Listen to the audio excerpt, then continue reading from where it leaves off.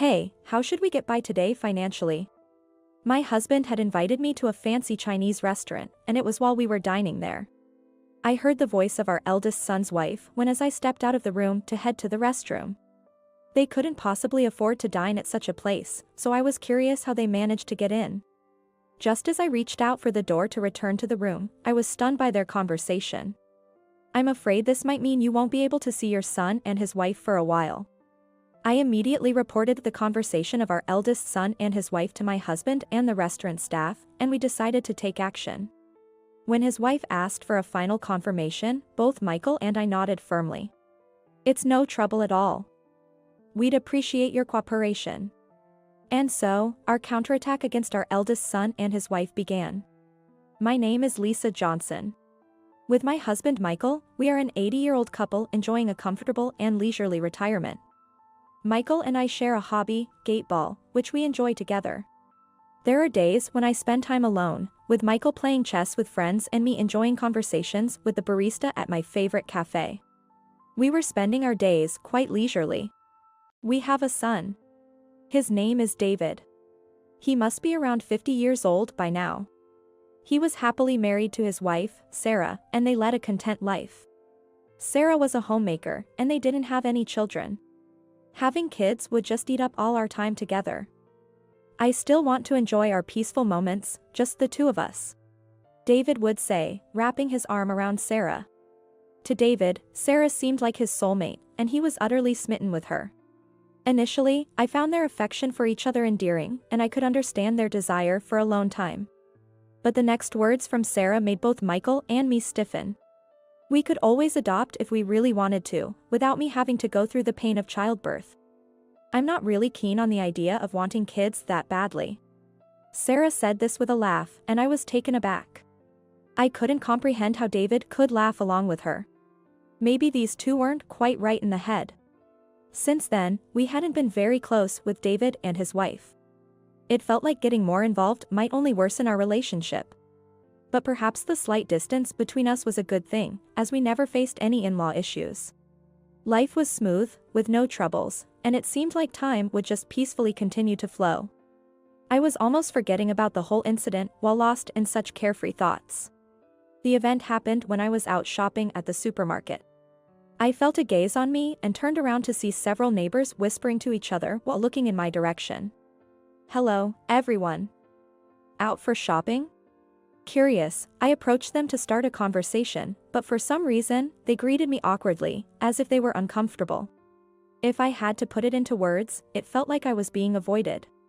It was so blatant that I immediately sensed they were avoiding me. Why, though? The answer was simple. Because I had coffee with them yesterday. Who would have thought that things would change so drastically from one day to the next? I wondered if I had done something wrong and stood there, lost in thought, for a while. Suddenly, a man's loud voice shouting in anger echoed from the direction of the cash registers throughout the store. So, how are you going to take responsibility for this? The loud shouting of the man made me tense up, and the gazes of those around me shifted towards the commotion. What had been a store filled with cheerful conversations up until moments ago suddenly fell into an eerie silence, an abnormal shift in atmosphere. The only sounds echoing through the store were the continuing shouts of the angry man and the apologies of a cashier. We'll replace it right away. Please wait just a moment. That's not what I want, don't you get it? I'm saying lower the price. Faced with such unreasonable demands, I turned towards the cash register, incredulous. And then, the person I saw made me doubt my own eyes for a moment. David. Incredibly, it was David who was raising his voice. As soon as I caught sight of him, I rushed over to him. Noticing me, David turned around and greeted me with a carefree smile, raising his hand in hello. Hey, Mom. Are you shopping? His demeanor had changed completely from the shouting to a friendly smile. David had always been kind to family but harsh to others, a trait that seemed to have intensified with age. No, it's more than that, he seems to have forgotten how to behave as a person. That's the impression I got. Why are you shouting so loudly? There was a bug in the cabbage I picked up here. I almost ate it without noticing. A complaint or two is only natural, right? He must have realized I approached him not just to say hello but to intervene. Upon this realization, David's response changed dramatically. He began to explain the situation to me in a hostile tone, clearly seeing me as an adversary. His attitude was so overbearing, I was taken aback that he was my own son. Bugs, so what? Just get it replaced, right? All this fuss over a piece of cabbage. Aren't you embarrassed? Why should I be the one getting scolded? It's this supermarket's fault, right? They say they'll replace it. But I'm so shocked I feel sick just looking at cabbage now. It's not just about replacing it. The more I tried to intervene, the more David escalated the situation. While I felt the painful sting of embarrassed gazes, David seemed to relish the attention, continuing to shout as if he wanted more. He was probably trying to make a scene to pressure the store into compensating him more. If this commotion continues, it could easily turn into a matter for the police. Thinking this, I handed the cabbage to a cashier and left my empty shopping basket with them, then forcibly dragged David out of the supermarket. Mom. What the heck? That's my line. What about you, making such a scene over a cabbage? You're out of your mind. Although I managed to get David outside, calming him down was nearly impossible given his agitated state. And I, too, was furious, ashamed of how my son had turned out. A full-blown argument between adults right in front of the supermarket. Naturally, it drew the attention of passers-by, as one would expect. My anger didn't subside, and the argument with David continued. What's the big deal about finding a bug in the cabbage anyway? It's a sign of freshness. Are you insane?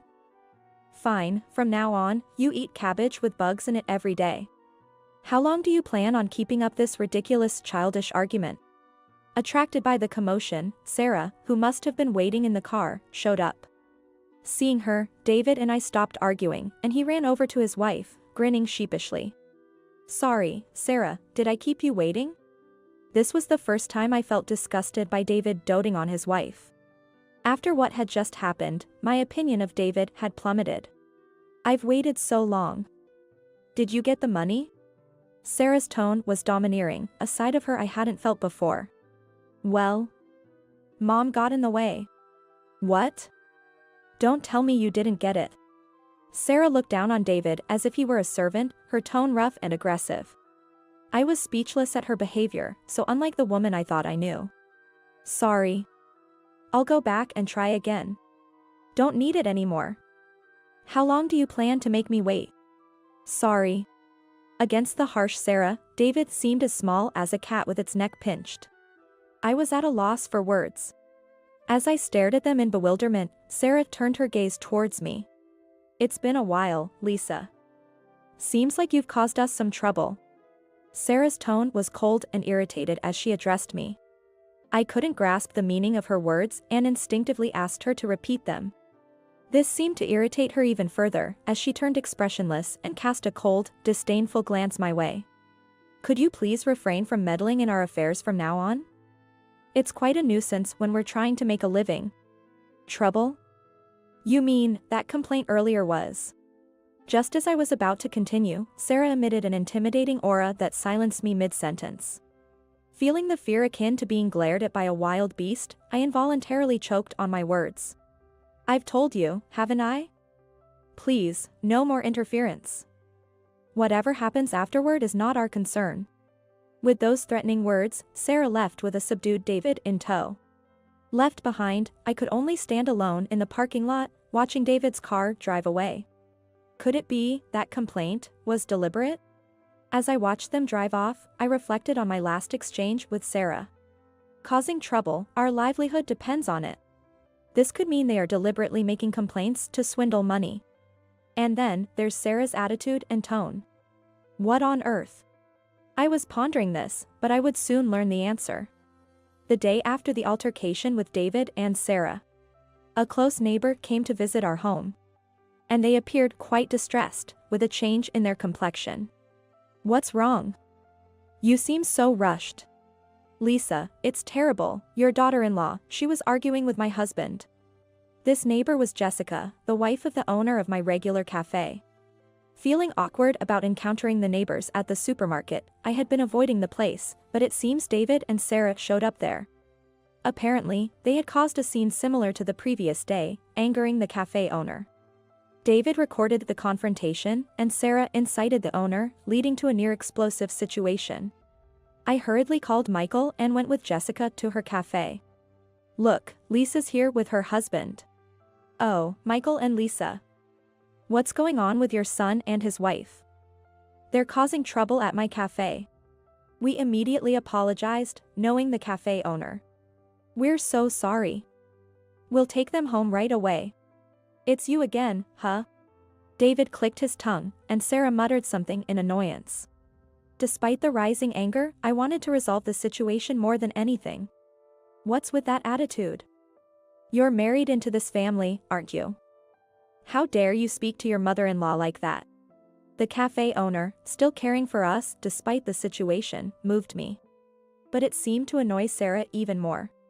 I married David, not anyone else. That's all that matters to me. And serving such awful food to your customers, what were you thinking? What? You still have the nerve to say that? The cafe owner was about to confront her, but Michael calmed him down, apologizing deeply on the spot. We're truly sorry. We'll make amends for this rudeness at a later date. There are other customers here. Please, let's calm down for now. Michael apologized deeply. Seeing this, the cafe owner's anger subsided, and he asked us to just take David and Sarah home, saying that he didn't need any payment for the moment. Silently, my husband and I took them back home and led them to the living room. As soon as she sat on the sofa, Sarah sighed heavily, looking exhausted, while David seemed anxious, trying to appease her mood. Do you even realize what you've done? It was Michael who spoke up quietly. His expression was blank, yet his voice carried a tinge of anger. I had never seen Michael like this, even after all the years we've been together. It was so frightening that I, sitting right next to him, couldn't help but shiver. What do you mean? I just complained about the taste, that's all. I just didn't want to pay for such awful food. But Sarah was unfazed by his tone. Instead, she glared back defiantly, insisting she was in the right. What you're doing is a professional complainer. That store is run by a dear friend who has been very kind to us. So what? That has nothing to do with us. Facing Sarah, who seemed immune to common sense, Michael's anger only grew.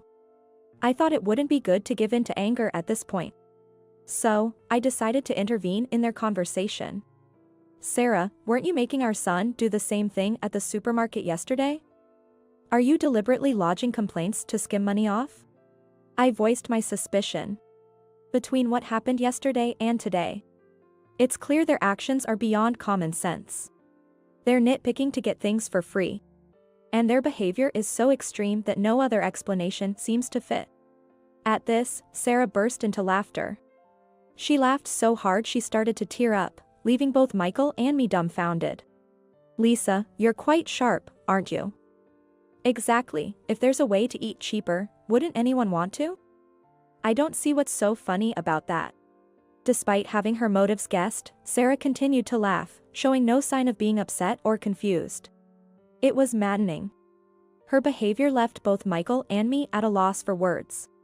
Paying full price for food is just ridiculous when there are cheaper ways. I don't understand why everyone doesn't do it.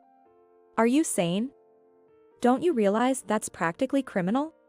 You say criminal, but you know, most places don't want to make a big deal and tarnish their reputation.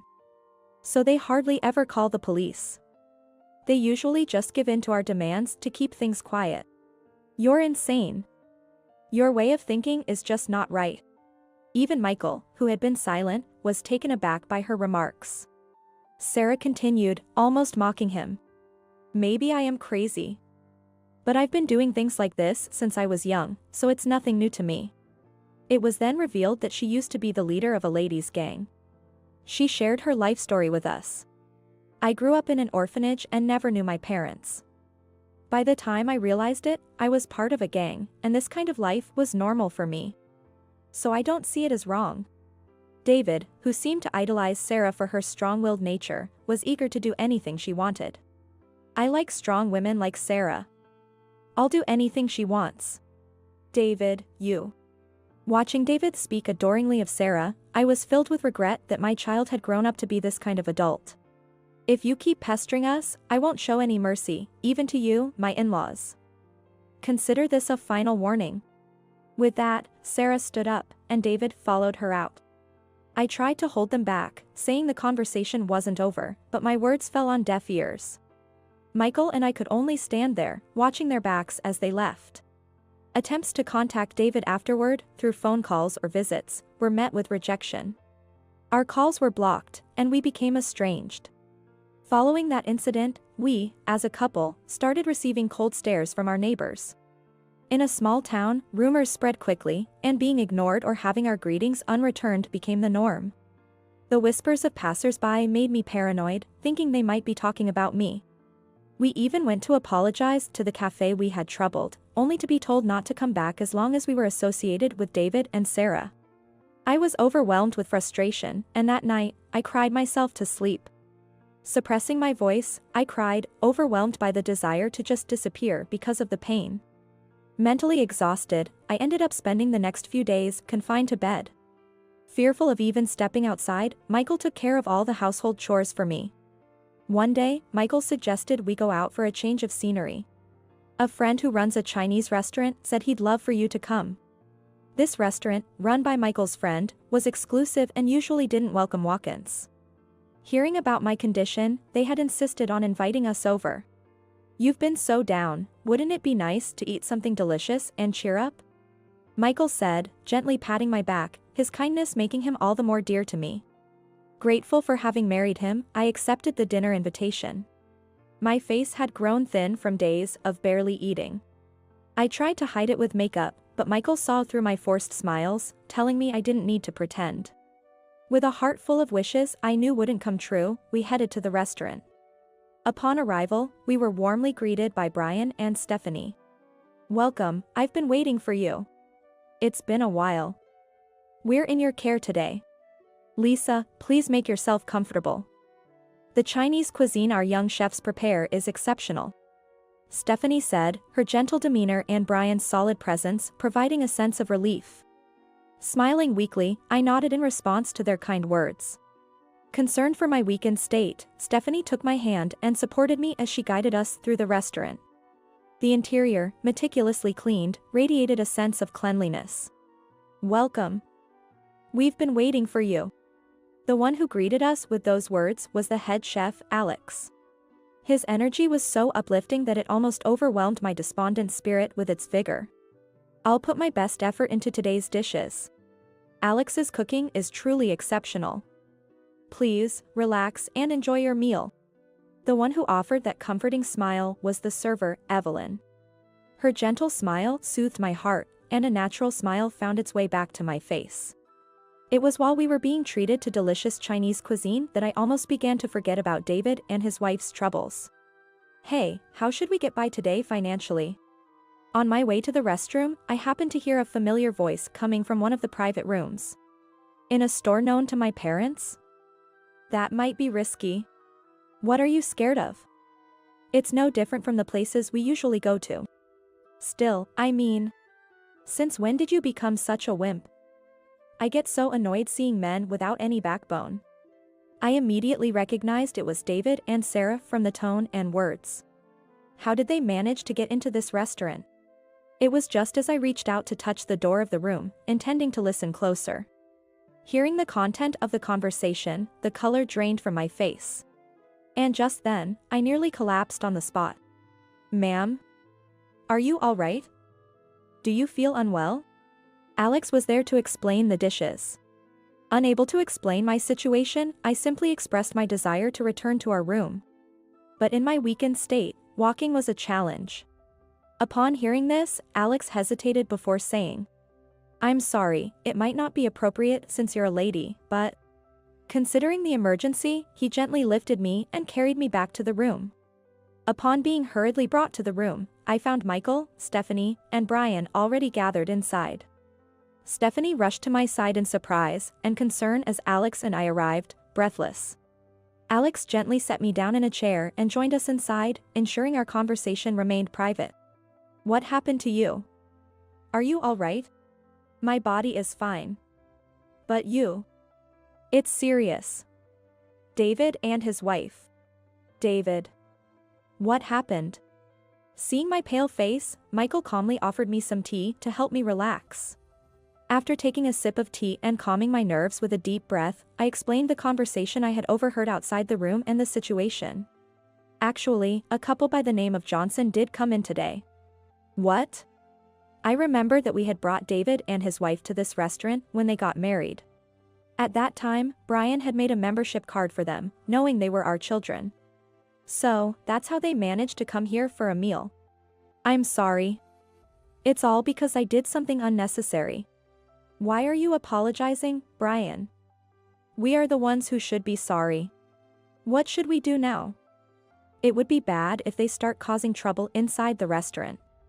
As we all worried about the situation, Alex came up with a suggestion. How about this? We were hesitant to accept his proposal. But that would be too much to ask of you, Alex. Don't worry about it. If I can help you out, this is the least I can do. Alex's hearty laugh and reassuring demeanor brought a smile to our faces, despite the situation.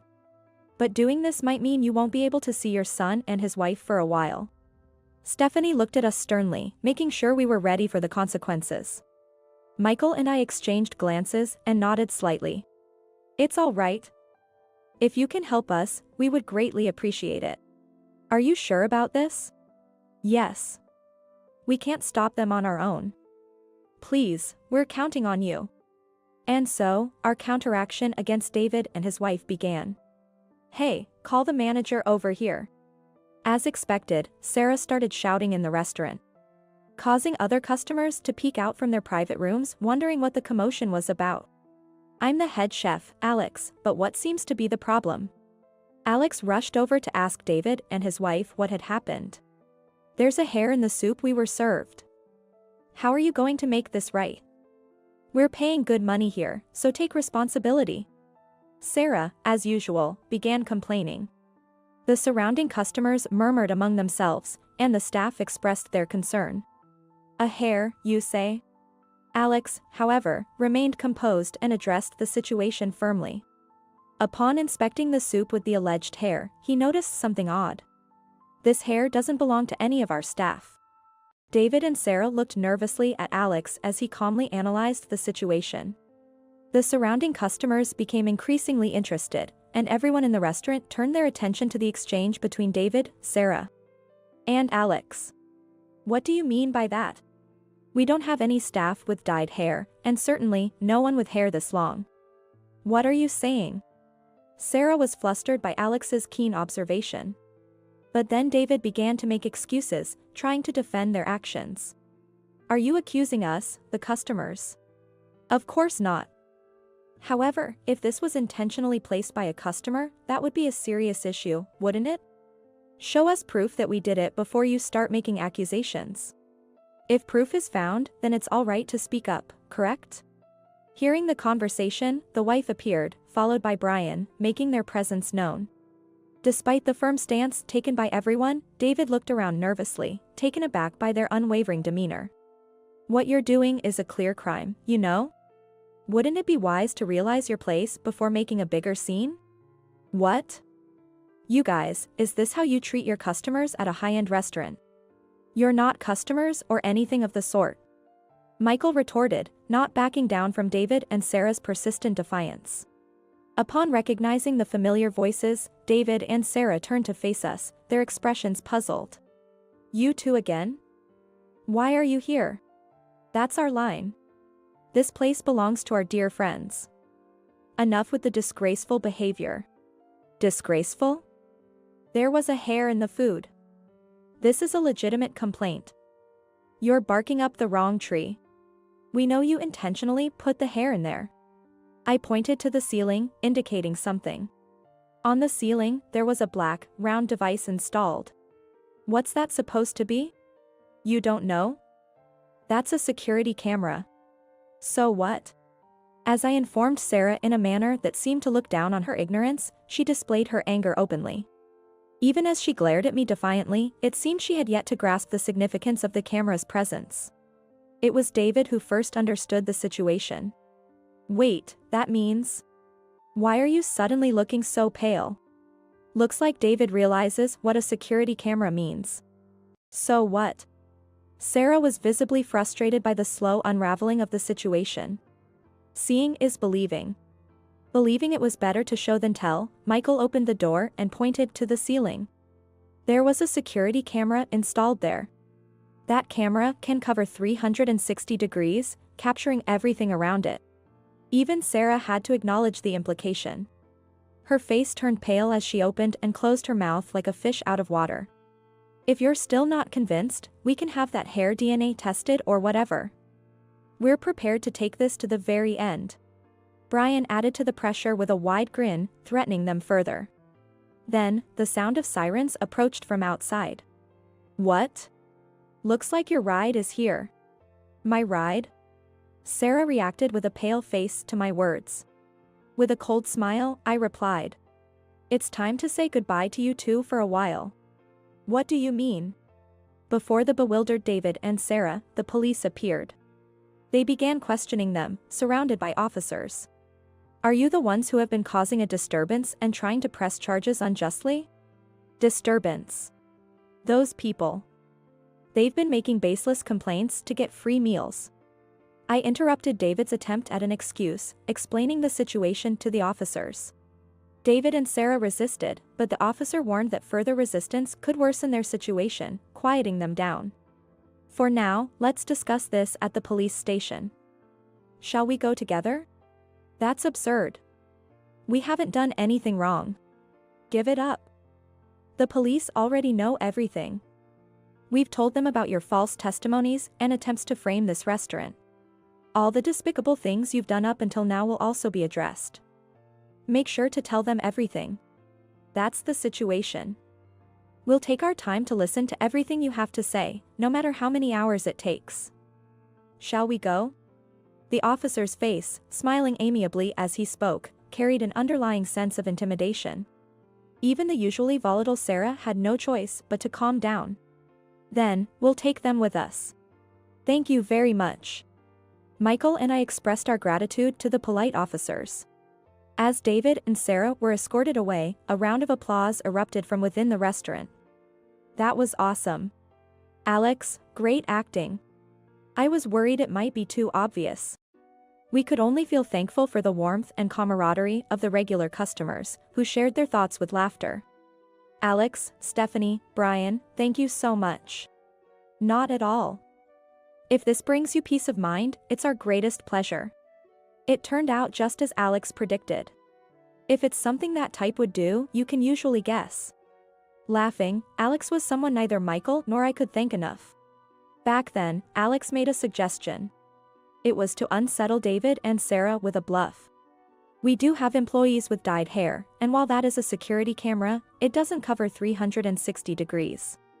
I was worried they might know too much. It was a gamble, but I'm glad it worked out. All thanks to Stephanie, Brian, and everyone's cooperation. Thank you very much. As we expressed our gratitude, warm voices from around the restaurant told us not to worry about it. The restaurant reassured us not to worry, explaining the situation to the customers and staff, who all supported us. We had asked for help in case David and Sarah caused a scene, and everyone acted out their parts perfectly. Let's resume our enjoyable meal. Today, it's on the house. Brian's generosity brought joy to everyone, allowing us to spend a delightful time together. Subsequently, David and Sarah were sued by the restaurant and faced a significant compensation claim. The case went to court, and it was highly likely that they would receive actual prison sentences. Moreover, a video of them quarreling with the cafe owner, which they had posted on social media, came to light. They were sued for this as well, and their notoriety spread throughout the town. Naturally, it became difficult for David and Sarah to continue living in the town, and they ended up leaving as if fleeing. Michael and I pondered how we could repay the kindness of both the cafe and the upscale Chinese restaurant. We decided to use social media to highlight the positive aspects of both eateries. With the help of a friend skilled in social media, both places flourished due to our efforts. We managed to reconcile with the neighbors and can now enjoy tea there as a couple once again. We've completely cut ties with David and Sarah, and at over 80 years old, Michael and I are living happily. We have no interest in what became of David and Sarah, as our days are filled with joy. This incident has deeply reinforced the lesson that seeking easy rewards can lead to dire consequences.